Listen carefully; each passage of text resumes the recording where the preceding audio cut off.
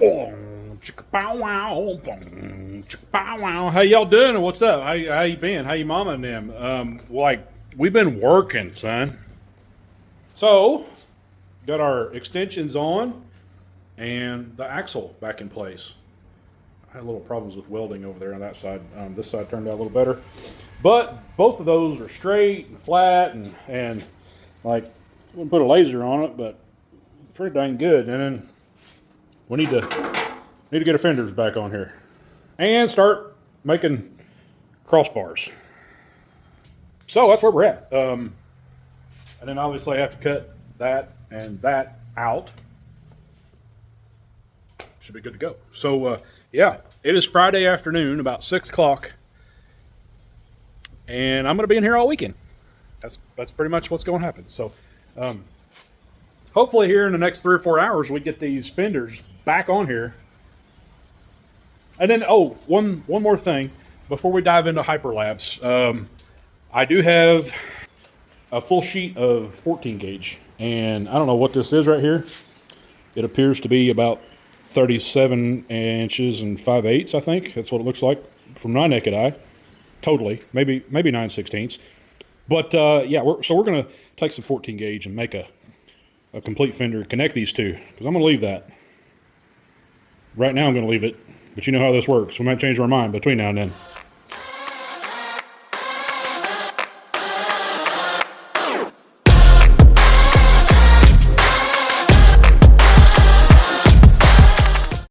Well, what do you think?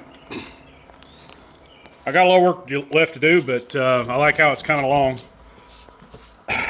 I got plans here. So I ordered red lights for that, but as you know, I generally put reverse lights on my trailers. I think I'm going to put my reverse lights there because all of these, there's 12 of them across there. I left a spot in the middle for my transom support bracket. All of those are going to be stop, turn, tail. And then I'm going to plate this, of course, but I'm going to come up with a side support there, and I'm going to run 3/4 inch lights up it too. So, I mean, yeah, I'm going to have a lot of wiring ahead of me, that's for sure. Should look cool. But I don't think I'm going to go with the conventional 2x6. Even though I ordered some, I'll throw them on something else, I'm sure. I think it's time to get the boat in here. I got to put my brackets on to hold my bunk boards down, but I'm just going to lay the boards on top for now. Get the boat in here, set it down on this trailer, and then build my bunk boards around it to make sure that everything's as tight as it can be and make sure that it's centered, because there's only 74 inches in between these rails, which only gives me like a ½ inch of play, right? And when I get done, there won't be any play because I'm going to put poly right on the cusp of that frame rail. So let's get the boat in here and set her down on the trailer and see how much elevation we actually did lose. Well, fam, good Sunday morning to you. Here's where we're at. I ain't happy about it. So we got the boat in here, and last night we set it down on the bunk boards. First thing, I did not take into consideration, I don't know if you can see that or not, but the sides of the boat are only flat for about 5 feet, and then they kind of go out a little bit and then come in the front, which makes about here the widest part of the boat. And it's all the same width here, but here is probably a ½ inch wider, 3/4 inch wider than it is front and back. It's just kind of the nature of how you build one of these boats. Both sides are the same. It's not an accident. That's just how it's built. And, well, when you're trying to wedge a 72 inch wide boat in between 74 inch wide frame rails, that 3/4 of an inch comes into play. Another thing that I was not taking into consideration is if you set the boat all the way down flat, the transom here actually lifts off the bunk boards because just of the way the weight's distributed and everything. The rake on this is long. Okay, so what I need to do is lift the front bunk boards up about 2 inches, 3 inches before the back hits here. So my bunk boards don't need to be flat, they need to be pitched up. That's not a problem either. Long story short, we're not going to be sitting down in between the frame rails like we initially thought, which kind of sucks because I wanted it as low as possible. But we gained so much height. We still lost 6 inches of elevation moving over to this trailer. This trailer's going to look way better, when we get done with it because of the things that I have planned here. We went from being this high and looking over into it and just barely being able to reach the top to now it's this high. I think we measured it on the trailer last night and it was down to 46 inches. And if you remember, we started at 52. So we're gaining. It's just not exactly what I had planned, and I have to give up this much just because it's not worth the fight to be able to get it down there and take a chance of aluminum rubbing against steel. You'd never want to do that. So now I get to make some risers for my bunk boards and get all those the way they need to be, set the boat down on it, then we can start building side bunks. It's going to be a fun Sunday.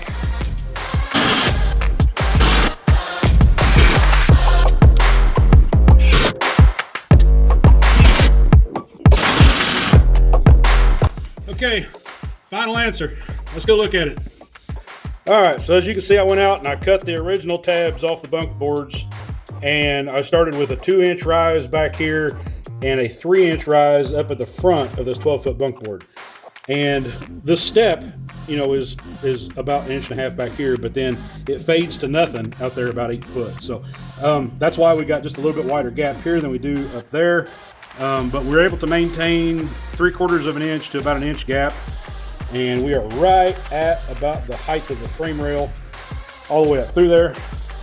Take a look at this side, and it's pretty similar. Okay, now all that's left to do is make some side bunks, and probably going to mount that 2x6 on there, and just keep on moving on. All in all, I like how it's turning out back here in the back. It's kind of got that look to it. Not as good as it could be, but still low profile. And let me back up a little bit. There you go. Still nice and low. Looks good. And, well, as you can see now, we are below chest high. So, a lot more user-friendly.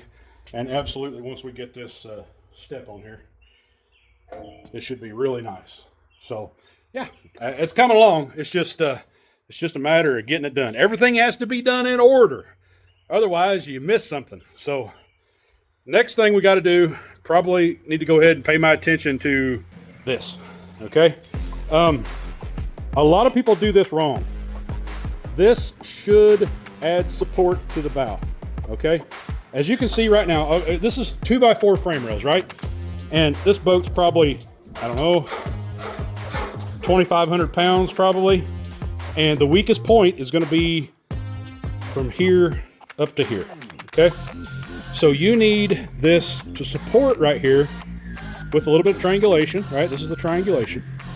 And your roller should be the same height, okay? And then when you pull it down, it should lock it in, right? And that locking it in prevents this flexing, okay? That frame will flex. It's made to flex, right? Steel is made to flex, but that's if you don't lock it in, it's flexing the whole time going down the road, and that's a big no-no. So make sure that you get your bow, roller, or support stop in the correct location. Now your hook should go underneath the roller. So obviously we have a little bit of fabrication to do here. I'm gonna go ahead and cut this off and see what I can do to extend this.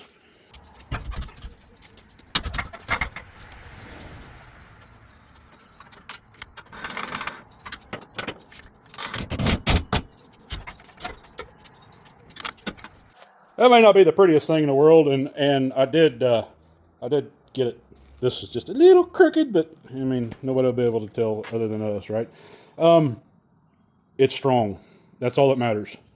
That roller obviously is recycled. The winch is recycled, and I am going to replace the strap. I've already got one. I don't like running my straps on top of the winch. I like them coming off the bottom of the winch. I want this fairly level, okay? I want it pulling the boat on the trailer, not lifting up or lifting down, but having it pull down to the roller a little bit is okay. And I wanted to show that There is no flexing of the trailer now. Another thing that is very important are these. Now, we've all seen these before, right? I actually bought like 10 sets of these like 3 years ago, and this is my last set. So by mounting these back here on the transom, you will actually marry the frame to the boat, right? And it's very important. Now right now, I've got these bunk boards completely matching the contour of the boat, okay? So I'm already minimizing frame flex. But by putting these winches, these straps on here, and just putting a couple clicks in them, right? A little bit of triangulation, just a little bit of angle. Since I have these wide, I could actually mount these here and have them that way.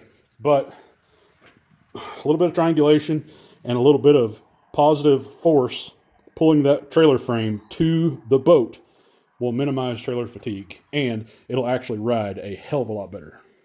What really sucks is that was my weekend. All of it.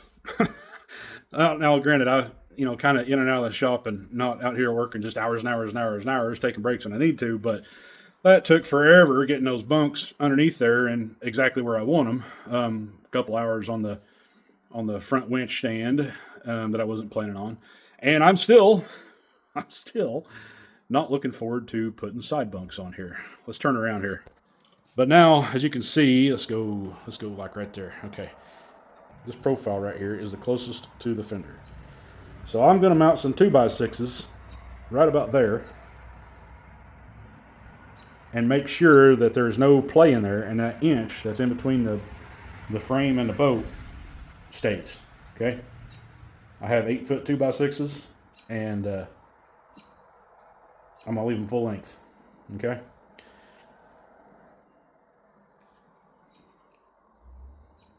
Let's see, it's 9:40 on a Sunday. I think I got time to upload this. Part 2. Part 3, we're going to bunk boards, paint, and maybe do some wiring. I got that to look forward to, and so do you. So, tip your waitresses and bartenders on your way out. Don't forget to like, share, leave a comment. Let me know where you're watching from, and yeah. Oh, by the way, if you are in the great state of Michigan, you might want to look for me here in about 10 days because I'm going to go to the Bay. Never been to the Bay. Been wanting to for a long time. And it's time. So in 10 days, we'll be up cruising Saginaw. Come out. Y'all stay safe, shoot straight, shoot off, and don't forget to wear the personal flotation devices and tree stand harnesses while you're out there chasing guys critters. And I'll see you right back here on the next one.